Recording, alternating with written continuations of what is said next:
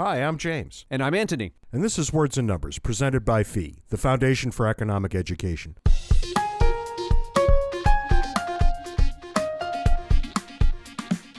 So, what's new and exciting in your world this weekend? There's an anniversary this week. 50 years ago this month, President Richard Nixon declared war on drugs. The drug war was largely responsible for a dramatic rise in U.S. incarceration rates. As of today, the United States has, by far, the highest incarceration rate in the world. We're at around 600 inmates per 100,000 adult population. For comparison, European countries' incarceration rates are typically less than 1/6 this level. Japan's incarceration rate is 40, Germany's is 70, the UK's is slightly over 100, even China's is only 120. Ours is around 600.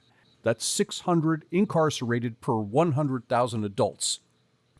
Prior to the war on drugs, the U.S. incarceration rate was around that found in the rest of the developed world. But there's some good news. The U.S. incarceration rate peaked in 2008 and has been falling ever since. This coincided with a gradual rolling back of the drug war. In 1996, California became the first state to legalize medical cannabis. By 2007, states Oregon, Alaska, Washington, Maine, Hawaii, Nevada, and Colorado followed. By 2008, 6 more states had legalized medical cannabis, and 2, Nevada and Massachusetts, had decriminalized it. In 2012, Colorado and Washington became the first states to legalize recreational cannabis. Since then, recreational cannabis has become legal in 23 states and decriminalized in another 9. And last year, Oregon became the first state to decriminalize all recreational drugs, including heroin and cocaine.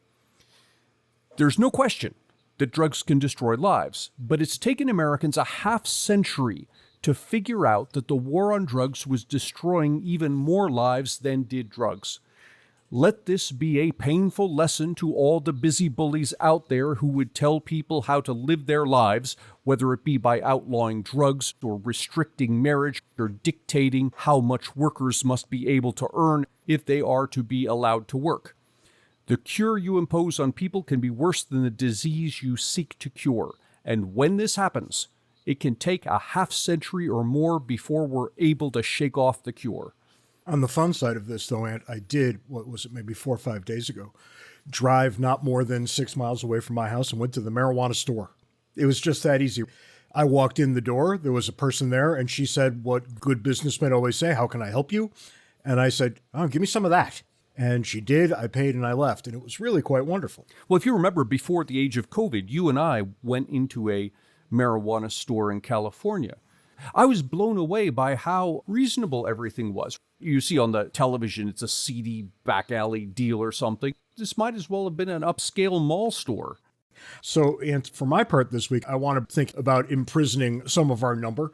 And here I'm thinking about those QAnon people who are so evidence resistant, I think that they cannot even be reached. The FBI has warned lawmakers, congressmen, that QAnon's digital soldiers may become more violent. What is a QAnon digital soldier? That's a really good question. I don't really know. Near as I can tell, it appears to be kind of fat, bloated people who sit in their mother's basements, ready for the next big thing to come along, as predicted by Q. Unfortunately, Q has been very wrong about almost everything.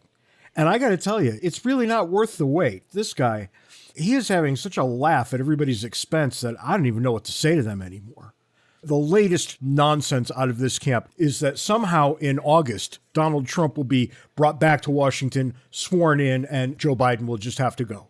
They seem to believe this. This is the dumbest thing I've ever heard in my life. Right. But this is just ridiculous. I don't know how we get here. And believe it or not, Ant, that was not the foolishness of the week. This is yet another week where we had a whole lot of competition between just news ideas and just stupid things. I want to talk about our Vice President Harris.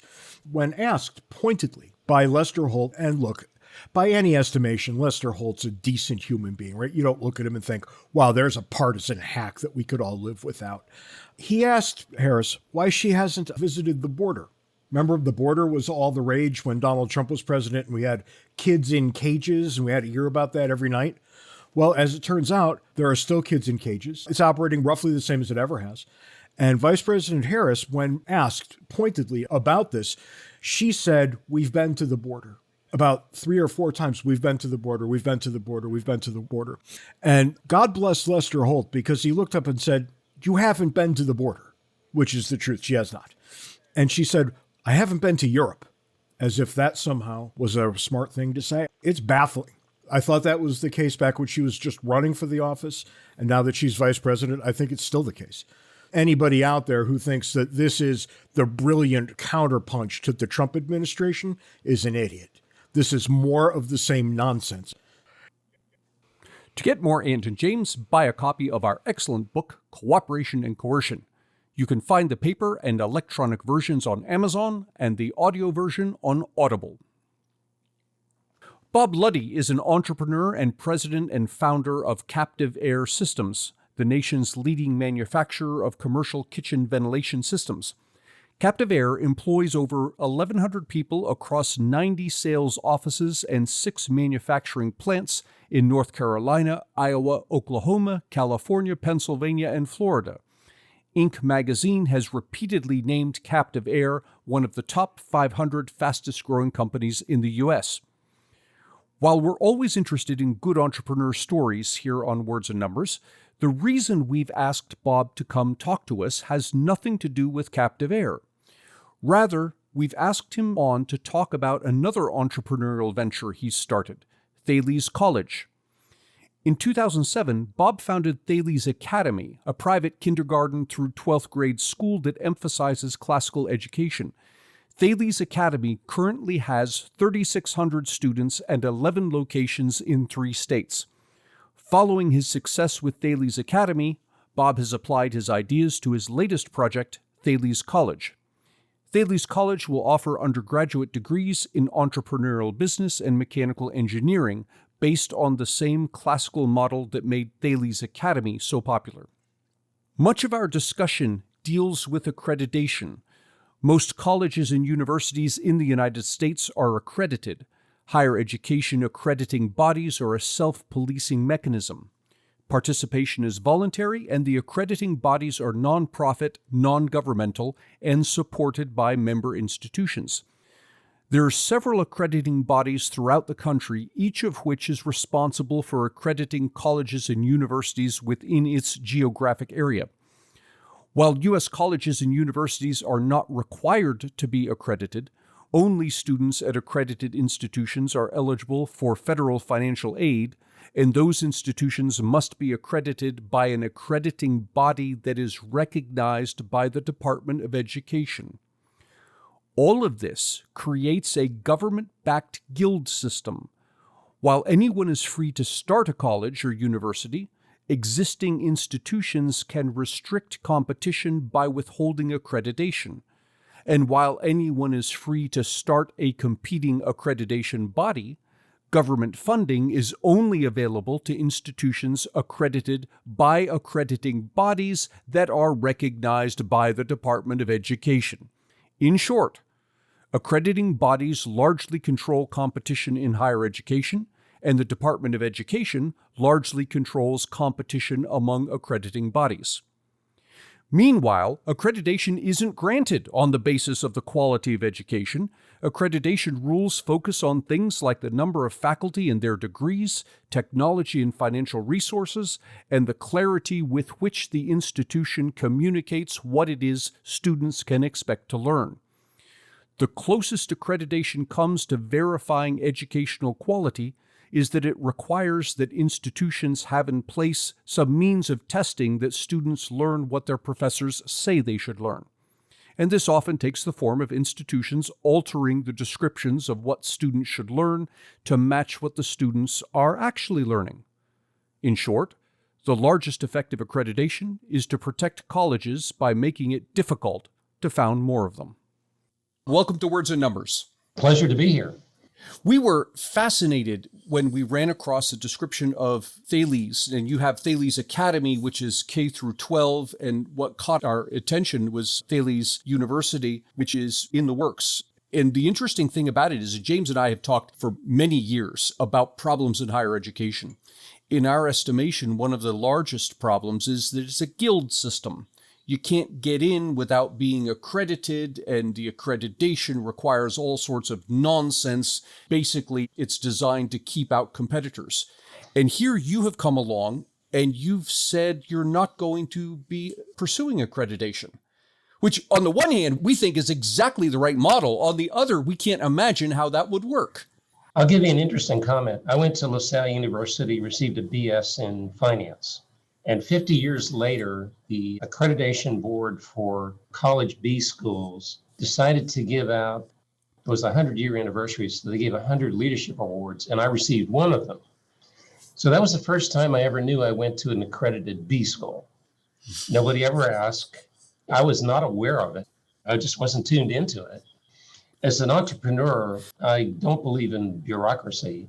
Most entrepreneurs want to destroy bureaucracy, which is how they succeed. And accreditation is nothing but bureaucracy. That's all it is. It's very arcane. Our focus at Thales College is to develop critically thinking, morally formed minds. And my view of education, particularly under accreditation, is everything's a check off. So if you get the check off, you get the BS or the BA, you graduate. That's not what we want to do. So our focus is on developing that student. It's not on checkoffs. And if you submit to accreditation, by the very nature, you submit to the checkoff process. When I went to LaSalle, I took business law. It was taught by a real lawyer in practice, and it was a tremendous course. I guess he had a PhD in jurisprudence, as the case would be. To me, accreditation is outmoded. It's a tool of the government. And we're not going to accept any government funds because one of our principles is to be isolated from the government to the extent possible. So in the entrepreneurial world, we don't want to rely on government for anything. We do have to comply with government regulations and laws. That's some of the thinking. We're going to form a new type of student that's moral, that doesn't follow the crowd. We're going to teach the truth, and we're going to teach what we think are the best outcomes, which is how I run my company. The way you're approaching this is very, very familiar to me. I'm a political philosopher by training. And what you're describing is a Greek education in no uncertain terms. And then it's fascinating because we all see that you've named it Thales. So if you could give us some indication of what elements of that sort of thinking, ancient thought, do you find operational in your own endeavors? For example, we challenge each other. And one of the things I said early on, if someone comes into this company and they've worked here for 30 or 90 days and they can perform at the same level that somebody's been here for 30 years, we're going to pay them the same amount of money. We're going to treat them the same, and we're going to use their ideas. Whereas in most companies, you need a lot of tenure for your ideas to have any standing. So we continuously challenge each other at any level. And I even ask young individuals, technicians, engineers, when they come into the company, if you have a good idea and nobody will pay attention, if you email it directly to me, I will pay attention and I will make sure it gets a fair hearing. So our whole focus is on the truth, the best possible outcome, and continuously retesting everything we think we know. Because sometimes we may have been right in a particular time frame, but 5 years later, it's not the right answer. I want to go back to accreditation for a moment, because amongst the various constituencies, you've got government, which you've already gotten around that problem by saying you're not going to take government money, so accreditation isn't an issue there. The other's employers, and we're finding as time goes on and college tuition gets higher and higher, that everybody's rethinking, including employers, whether it means anything to have a degree from an accredited institution as opposed to being able to demonstrate that you know various things. I think you've got those two under control. The one that bothers me is a third constituency, and that's graduate schools. Right. Because again, you bump up against the guild system. A graduate from Thales, if I'm understanding it correctly, won't be able to get into a graduate school because of the lack of accreditation. Is that the case? That's probably true of certain graduate schools, but it's also true you may not get into that graduate school even if you have a BA from an accredited college. I certainly believe that worthy students are going to be accepted into graduate school. But one of the points I wanted to make is our chief engineer who came with me in 99, a couple years later said, should I get a master's degree in engineering? And I said, no, because you're going to get a master's degree every 2 years here. And here's how we're going to do it. We're going to find the best engineering and scientific professors around the country, and we're going to meet them if we can, and we're going to learn from them. So here we are, fast forward 20 years later, that engineering team is vastly superior to the industry because they learned from the masters. So we're kind of back to Greek education, as opposed to you could go to a very good university and receive a master's degree, but not know about many very important theories, whether it's philosophy, economics, engineering. So our focus is to learn from the masters and not rely on a degree. I might make this comment. Somewhere around 1993, Jim Koch, who founded the Boston Beer Company, Samuel Adams, said there's two worlds. There's a credentialed world and there is the non-credentialed world. And he said, we live in the non-credentialed world. So the entrepreneurial world for a long time and maybe always has been primarily non-credential. The man who did most of our electronic boards never went to college. He's retired now. Set up the whole entire platform for us. Do you think for 1 minute any entrepreneur would turn this man away because he didn't have a degree? Absolutely not. And Jim Koch made a really important point. What you've actually seen in recent years is a migration of that philosophy into major companies where they realize they need talent, and they can be very snooty that you have a master's degree. But if they can't hire the right people, you've seen many, many corporations now relax that whole idea. It's interesting you bring up Jim Koch. I think he's a great example. When Samuel Adams first hit the market, it was widely seen to be a boutique beer. It wasn't for everybody. It was a special thing that beer lovers might like a little more than they like their Budweiser. And slowly but surely it picked up market share. I don't know that we could call it a boutique beer exactly anymore. But Koch, he knew who his market was. He absolutely knew who the market was. And it wasn't everybody. And it seems that with Thales College, you're approaching it exactly the same way. You're not appealing to everybody here. You're appealing to people who are risk takers. They're not risk averse and who care a lot more about excellence than they care about safety. And it's the exact opposite of what colleges and universities are currently trying to do, which is to appeal to everybody. And that just never works. How do you attract the right people, both on the employment side and on the student side? I know you've got a number of schools K through 5 and then some K6, some K8, and then a junior and senior high school. So obviously your system becomes at least a potential feeder for students. Where else do you look and how do you prevail upon, well, guys like us who you might want to come and work there? What do you tell people when you say you want them to come around? This summer, Thales Academy will have 5,000 students. So obviously we're appealing to a wide range of people. Now, one thing I learned about teachers, they want the satisfaction that they were a successful teacher in developing young people. And when they receive that satisfaction, they tend to stay with you. What they really don't like is a teacher in the next room over not doing their job, not doing the same thing. When you don't have tenure, you don't have that tenured teacher next door that retired on the job. So there's a large subset of teachers, and it's the preferred teachers, the ones that we want, that don't want tenure, don't care about it, because they know they're good enough to get a job anywhere, anytime. They want to work in an environment where people really care about the outcomes. You can bring the same thing about college. Professors, and I meet a lot of them, they become very, very frustrated for many, many reasons. Some of those reasons are you have difficult professors, they have tenure, they're going to be there for a lifetime. So I know any number of professors that are very happy to work in a non-tenured environment, provided that it's the right environment to utilize their skills. By not having tenure, we're attracting the right people. We're getting a double bonus here. We're not getting the marginal people. We're getting the very best people. This goes back to your comments earlier on management. In my experience, both personally and in dealing with other faculty, one of the largest complaints is the management from the associate deans to the deans to the vice provost to the provost. There's this tremendous bureaucracy. I describe it this way. We exist to serve the bureaucracy. And people will say, you have to do things this way. Why? Well, because the system demands it. Not because it's good education, not because it's good pedagogy, but because the bureaucracy demands it. At Captivere, I set up a system where we're very flatly managed, the principles of subsidiarity. And as a result, ideas can flow freely. And if you're a senior engineer, you want to hear those ideas because you know that makes the company more successful. And those ideas are adjudicated very rapidly. And we prioritize a list of development of new products or a nuance of a product, and it works enormously well.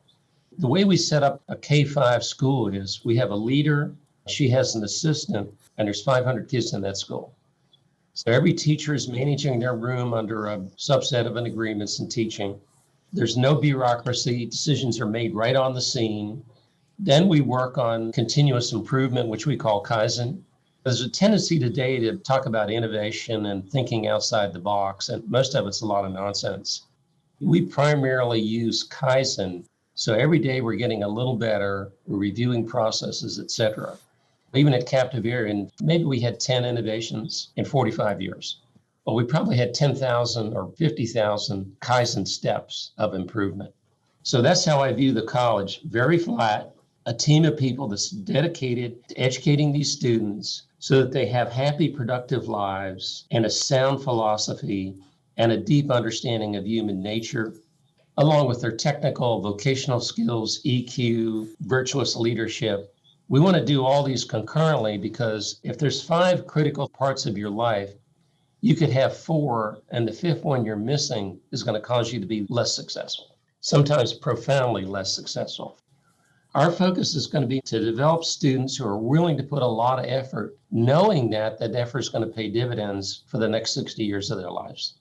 You've put this together in such a way that it's really interesting how you're able to market this to students. And one of the very first things that you see on your website is that cost is addressed. Did you decide this early on, that this had to be an affordable thing for the group of people you were looking to bring in? Absolutely, yes. And I'll tell you where that came from.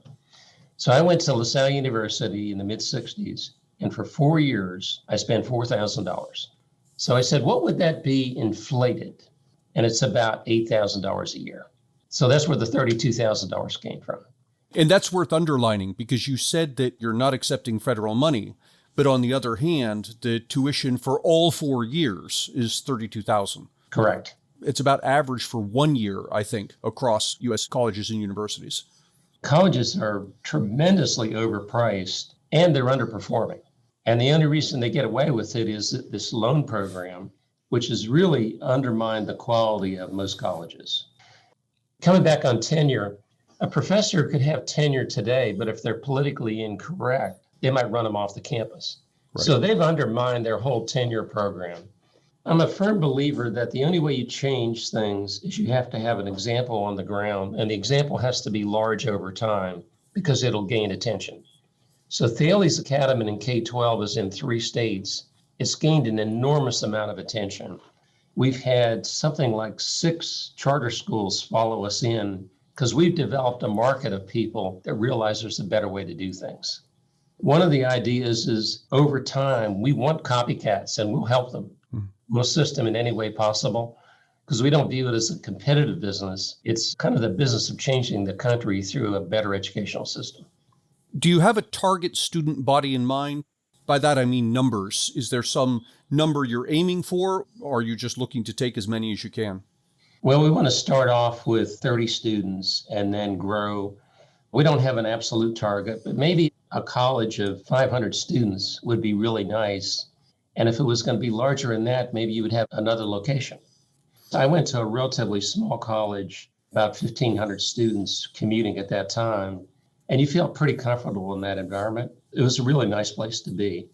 Some of these universities of 20, 30,000, it's pretty hard to fit in and feel that anybody even knows you on the campus.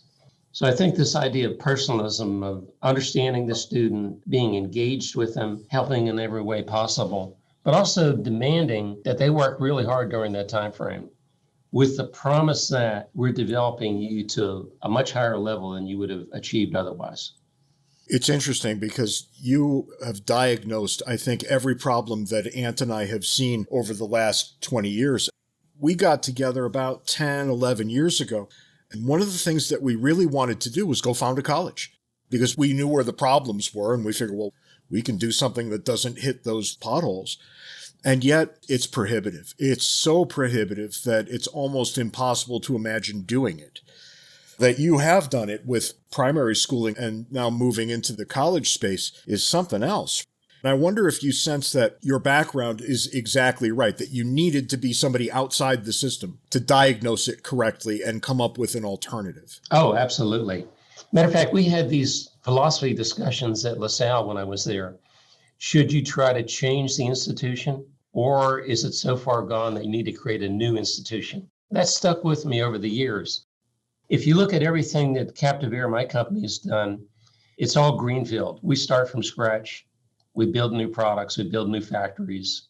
We find new ways of distribution and sales. And I love the process. And it's the only way you can succeed because within these large corporations today, they're very static. Colleges are not only static, they're moving backwards. They're not as good as they were 20, 30 years ago. I think very often students are confused. Because if you could say you could do Keynesian economics or you could do Austrian economics, you'll have to decide. And you're really not teaching them anything. From my point of view, it said, we're going to teach Austrian economics because we think that's the right way. It's based on human action. I'll give you a very specific example. We had to take accounting and finance. My accounting teacher was a Christian brother. And the first thing he said was, if you're going to graduate from my accounting and finance, you're going to have a fiduciary duty.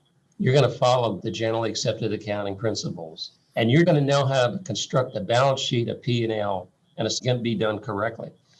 He gave us very clear instructions. Now, some people maybe didn't follow those instructions, all the gamers on Wall Street today, but because he instructed me the right way to do it, Captive Air is probably one of the soundest privately held companies in the U.S. today.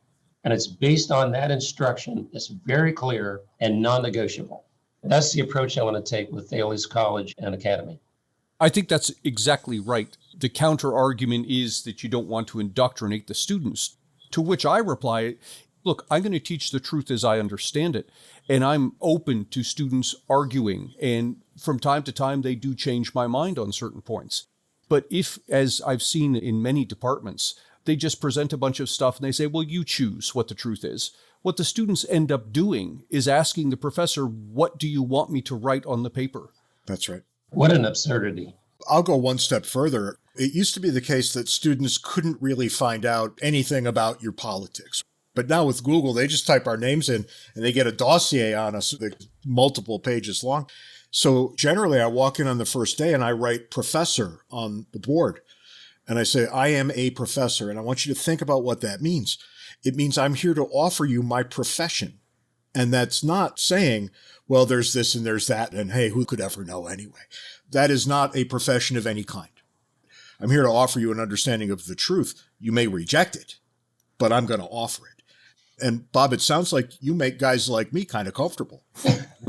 One of my mentors was Dr. William Peterson, who was both a student and colleague of Ludwig von Mises at NYU. I didn't have him in college, but I met him 20 years after college. But he literally mentored me for 20 years. He provided such tremendous clarity that it helped me think better. And that's one of the goals of Thales College. I'll give you an example. When Ben Bernanke was appointed Federal Reserve Chairman, I called him up and I said, Bill, do you have any optimism? We have a new Federal Reserve Chair. And all he said was, more of the same. And I said, is there anything else? And he said, as I stated, more of the same. And I learned a profound lesson from that. Don't be a foolish optimist. It's good to be optimistic, and I am optimistic, but he was very clear. Anything he taught me was in that same vein. And if I'm going to learn from a professor, that's exactly what I want. And that's all I want. It would be interesting if we could find you in a couple of years and ask how things have gone. But something tells me Ant and I are going to find you every month or two and figure out how things are moving along for you. What would you consider to be a success here? There's a lot of ways you could define success, but how would you do it? And how will you know when you've achieved it? Even if we had 30 students and those students went through this program and they had really good lives, that's a level of success. Now, beyond that, I'd like to have 5,000 students in multiple colleges over a period of time. One of the goals that I had for Thales Academy was, in order to change people's minds about K-12, I thought it would take a minimum of 25,000 students in multiple states. So we're working toward that goal.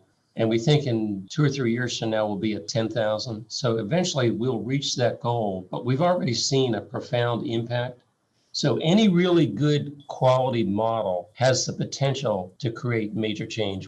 So I'm more concerned about a really high quality model than I am about quantity, because the quantity will come if the model is good. That was absolutely fantastic. Thank you so much. This has been great.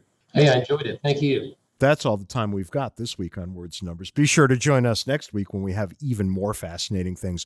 Until then, follow us on Twitter. The handles are in the show notes. Send us email. No. wordsandnumberspodcast at gmail.com. Don't send email. Join the Words and Numbers Backstage Facebook group. You should all join if you haven't. It's actually fun. Find us on Patreon, where you can donate to our habit of making podcasts. Our habit of making podcasts. And for crying out loud, just be nice to each other. It doesn't take much.